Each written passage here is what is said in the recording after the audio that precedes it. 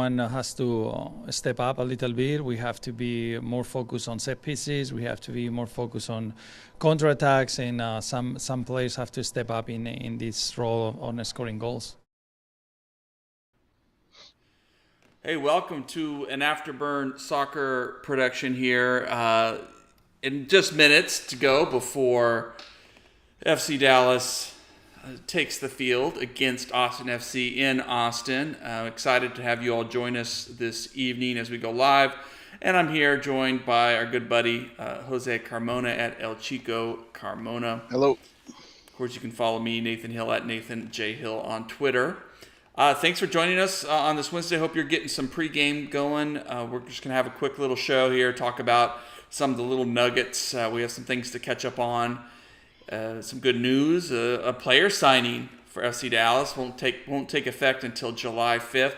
But before we get there, let's just talk about this game tonight. You just heard Nico mention how someone's going to have to step up because injuries are hurting this team right now. And, it's an all-hands-on-deck situation. The bench is going to be thin.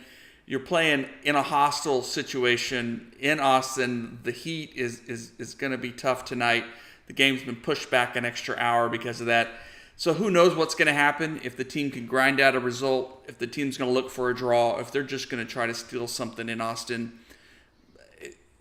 It's a tough one. So, Jose, just give me your sense of, is this the kind of game where you're like, hey, we'll take whatever we can get, or, or you're already going in with a little bit of your hopes dashed as a FC Dallas fan? Well, my hopes are never dashed. I think it's going to be classic Nico ball on the road, which is basically control the game, kill the game, keep it 0-0, and hope to get a breakthrough and try to walk out of there with a 1-0 W. The problem is, of course, you don't have Jesus, which Austin is celebrating, of course.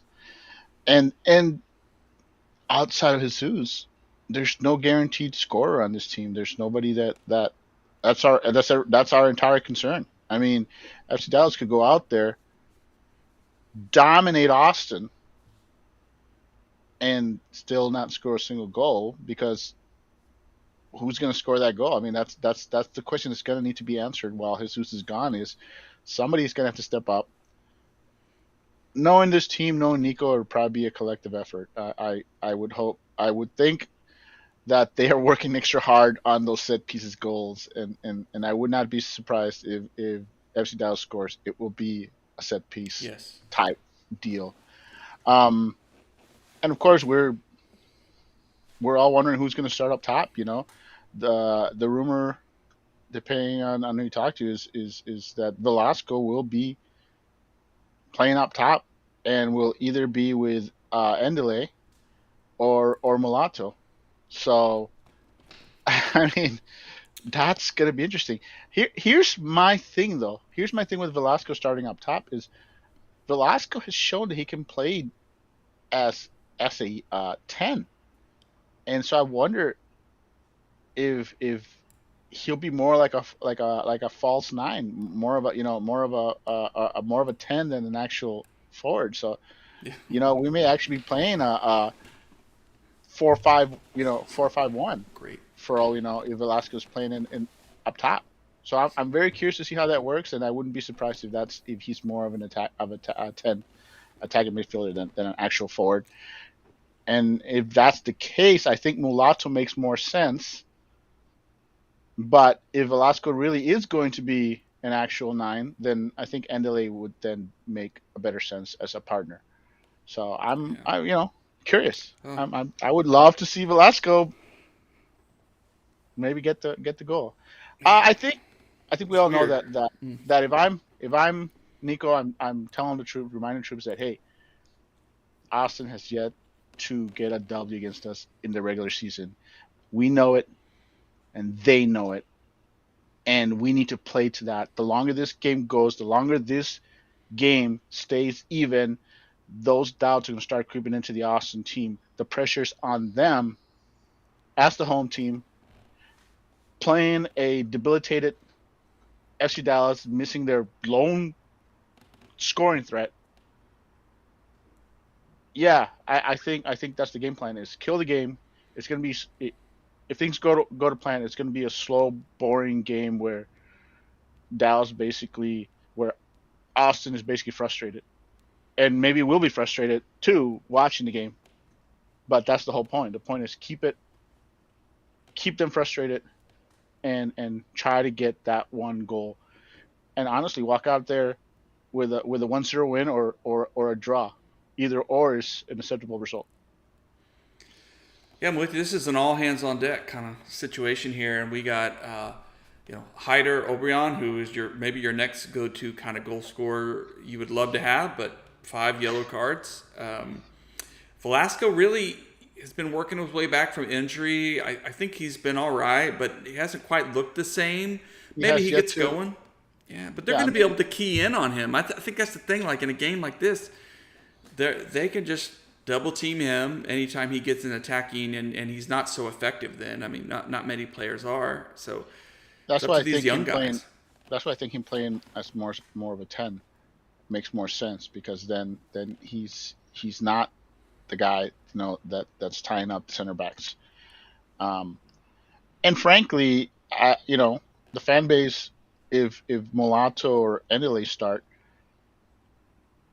it's not going to be all that excited about Mulatto, who's frankly failed to take that next step from looking like a too good for North Texas last season to looking not good enough for FC Dallas this season. And so while we all hope Velasco gets on track, it would be nice if Mulatto, if he gets a start, and even if he doesn't, if he's guaranteed, we're so thin in the bench that he's guaranteed to get minutes off the bench just because of that.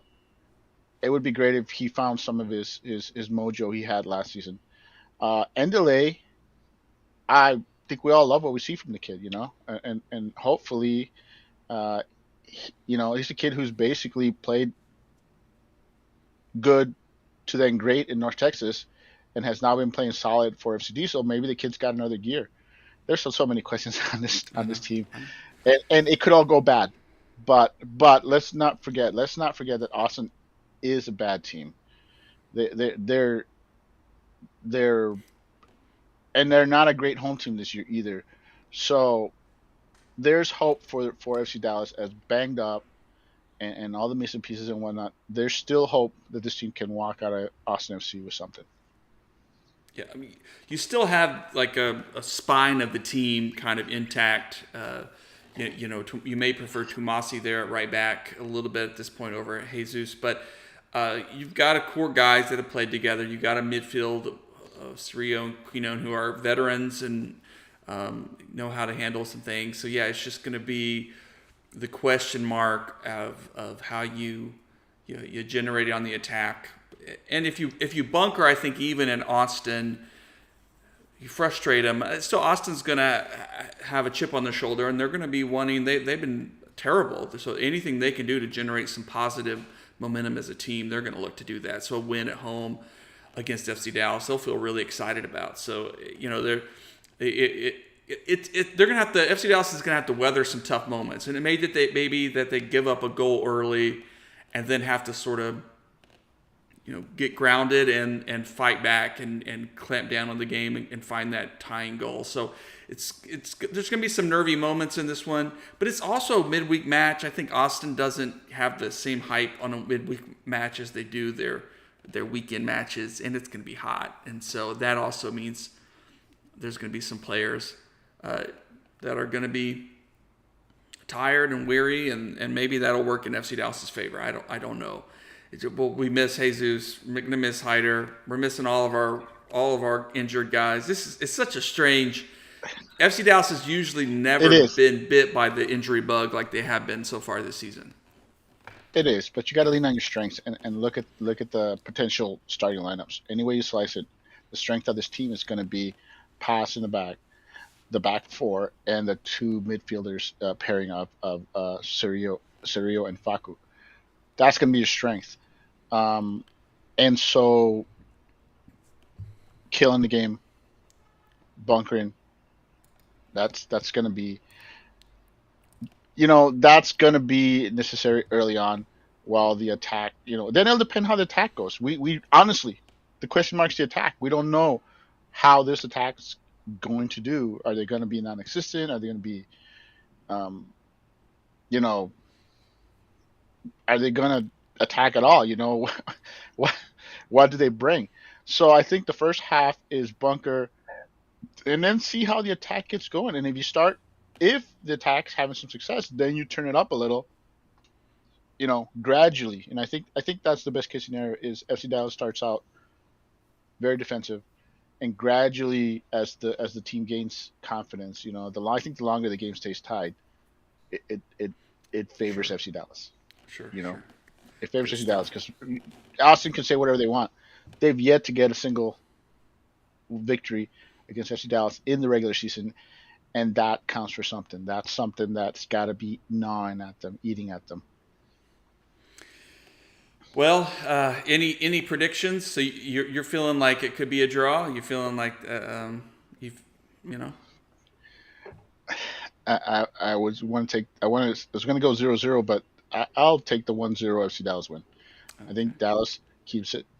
I don't think it's going to be an exciting game, but I think the lone moment of excitement will belong to FC Dallas. And I'll take a 1-1 draw. I think it'll be off a set piece kind of thing, like we saw in our opening credits. Hmm. Tafari will become that won't make him the third leading goal scorer or second leading goal scorer for the team, but it'll get him up there. He's at a couple already, I think. So And I'm excited to see Andele and Mulatto. You know, if Mulatto starts, get a chance. Even if he doesn't start and Colin Smith starts on the wing with Andele on top, I'm still excited to see that because I want to see the new guys. I want to see them get minutes, get comfortable, and yeah, you know, um, who knows? Who knows? Maybe prolonged playing time is the one thing that makes them improve. Also, I want to point out this is the first time FC Dallas has had any chance to actually rest. So this is not a tired. I mean, they might be tired, but right. not tired as they've been in any of the Hmm. previous matches. So, um, yeah, I think I'll be. It'll be interesting to see how what Nico does because I'm fairly sure he's got after the team after the Portland performance, which I think was a flat performance. We all saw it, and Nico wants to basically make sure the team doesn't come out flat against Austin. That's the one thing we don't want to see.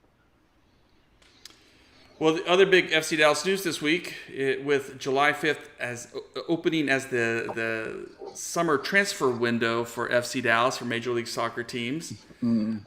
is a new signing, Eugene Ansa, a Ghanaian forward coming from Israeli Israel, league. Israel Yeah. soccer. Yeah, going to be an interesting addition. A 28-year-old, a veteran, a guy who can play both on the wing and has some qualities that remind us maybe of a Hyder Obrian kind of style, but can also play at number 9 to spell Jesus Ferreira, especially if the Gold Cup kind of continues on for a bit and Jesus needs some rest.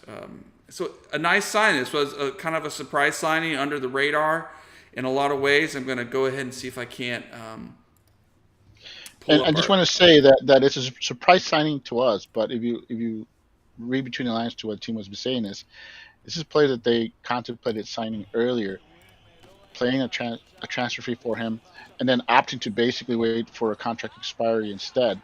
So while it's a surprise to us, and you know, on and to us it looks like an emergency signing. Hey, we're depleted everywhere. We need to sign bodies, and that's what it looks like. But in reality, this is something that was going to be happening regardless.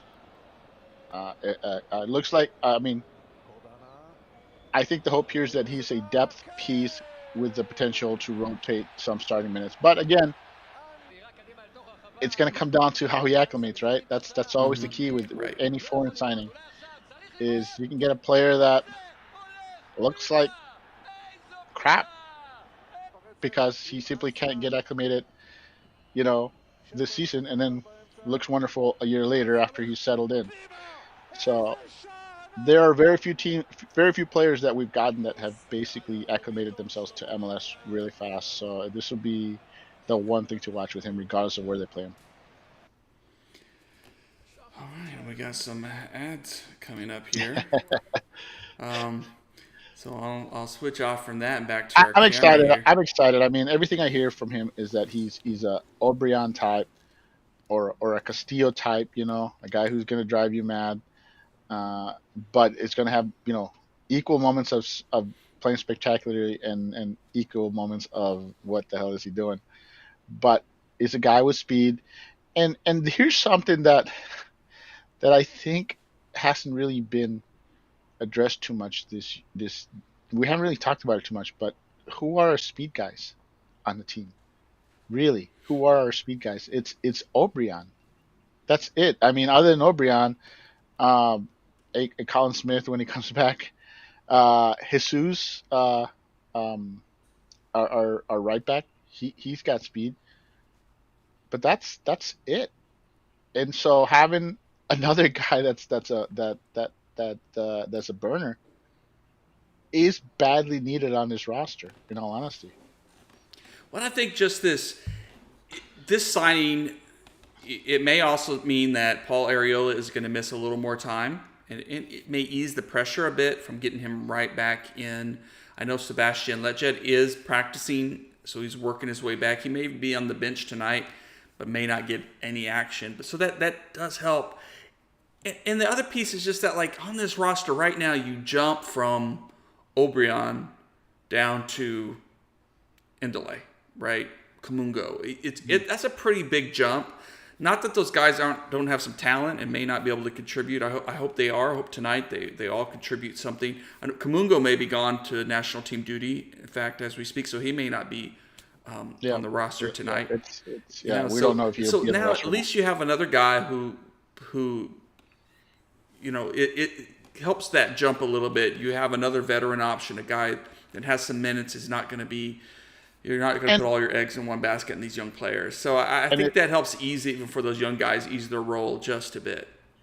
I mean, he's a veteran option, but here's a guy who's played like 80 matches in the last 2 seasons and has seen action like in conference league. And so, I mean, that's not bad. You get in an international, but I think because he takes up an international roster spot, I think the fans are going to be very hard on him if he comes in and doesn't play well, because if you're gonna waste an international spot, the guy better produce. Even if they're not paying that much. I mean, I don't think this looks like a. I think Right. this is like I said, O'Brien level type signing as far as pay is concerned. So you got to take a swing on a player like this, and if you can find these kind of players in MLS, players that are gonna take be under 500K and give you starting minutes. I mean, I think that's the sweet spot for that separates you from the contenders from the pretenders. You got to have those kind of players in abundance coming off the bench. So you know, too bad we can't have him tonight. We certainly could use him. Hey, there's Tommy. And mind you, there's oh yeah, Tommy's on his way to the game. So All right. yeah, let us know how it turns out, Tommy. How the atmosphere is and everything. But they were talking about that there was only room for so many signings on the team, and the fact that they signed him, it means there's probably not a lot more movement going to come unless somebody moves. And here's something that people have to remember is there's interest in players like Leggett and Ariola, and you know after the Gold Cup, depending if Jesus has a solid Gold Cup, we don't know. I mean, it could be good, it could be bad, but if he has a solid Gold Cup performance, those European teams may come calling. You don't know. We don't know. But the point is he may be a signing that is as a precautionary, and the team maybe anticipates losing somebody as opposed to we're injured Mm-hmm. because like I said, they followed him for a year, and Sure. they did think. they did consider bringing him in at the beginning of the season and opted to basically wait for a contract expiry instead. So who knows? But Sure. having an abundance of wingers makes it a little bit easier to move underperforming wingers, especially if they have value. Well, you've heard our predictions. FC Dallas is a new guy on the way, and we don't know yet what's going to happen with Dante Sealy. Although we hear Dante is back and practicing with the team, but probably not eligible to join the team until July 5th as well. Although there may be a little bit different rules. We're just not quite sure yet on that. We may be surprised he may be on the bench tonight for all we know, but I don't think his loan is up yet. But I'm just not sure how that all works. And then, of course, Justin Che, we're waiting to see if there's rumors or what's going to I happen. want to say that I'm happy to see Dante Sealy with the team and training. He's going to get extended minutes with the training squad because of all the injuries. So the team will get a good chance to vet him and see where he's at and see if that he can help the team this year. And if not, get him sent out on another loan.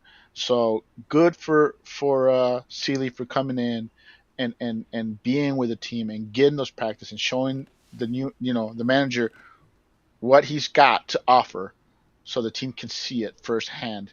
And on that end, I have to say, bad for Justin Che, who knows where, not with the team. Clearly, I mean, I'm a Justin Che fan.